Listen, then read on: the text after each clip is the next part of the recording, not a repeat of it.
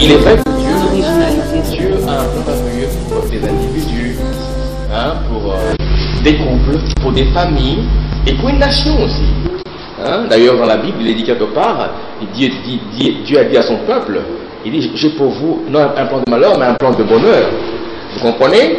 Et effectivement, le Congo, notre nation, est une nation qui est dans le plan prophétique de Dieu. Moi, personnellement, d'abord en 82, quand j'ai reçu l'appel de Dieu, c'est là que Dieu m'a fait voir que notre nation, le Congo, est une nation qu'il a créée dans le but non seulement, n'est-ce pas, de contribuer à l'épanouissement de l'Afrique, hein, mais du monde. Vous comprenez que, c'est pas prétentieux, ça. Vous savez, je dis souvent aux gens, vous voyez un peu, quand vous regardez l'histoire d'Israël en Égypte, hein, qui était le peuple juif en Égypte? L'Égypte, c'était la grande puissance de l'époque. À l'époque, c'était les États-Unis de l'époque. Ils étaient des esclaves. Vous comprenez? Actuellement, c'est les Congos. Hein? À votre avis, actuellement, ça sera les Congos. Je dis qu'aujourd'hui, le Congo va jouer un rôle important dans le monde. Un rôle qui va influencer le monde. Vous comprenez? Je vous dis ici que pour comprendre cela, je peux expliquer, pour comprendre ce rôle, il faut voir quelques signaux. Hein? Je prends quelques signaux dans le continent africain.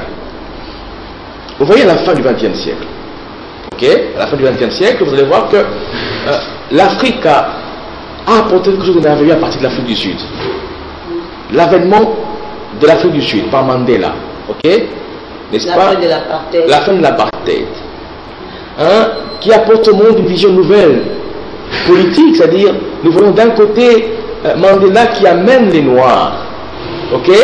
Vers un changement avec des valeurs de la croix.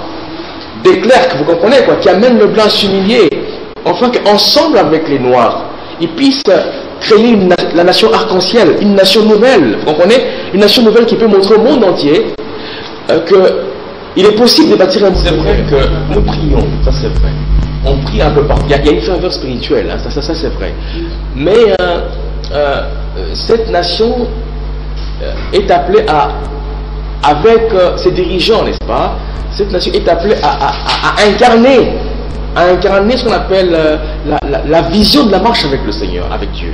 Et tel que nous voyons le Congo, pour qu'elle puisse aller de l'avant, pour qu'elle puisse décoller, il arrivera à un moment donné que cette nation, avec ses dirigeants, ok, nous allons réellement inviter Dieu d'une manière officielle dans cette nation.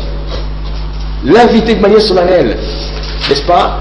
Montrer au monde entier que nous avons essayé, n'est-ce pas, de bâtir cette nation avec notre génie humain, ok, ce qui était bon, hein, mais pour réussir notre projet, nous allons inviter Dieu de manière officielle. C'est pourquoi dans la préface, vous voyez l'auteur, la personne qui m'a préfacé, il dit que quand cette nation va se tourner réellement vers le Seigneur, et quand la souffrance congolaise, hein, est une pédagogie de Dieu qui nous conduit progressivement vers cette prise de conscience nationale, ok, de reconstruire le Congo avec Dieu.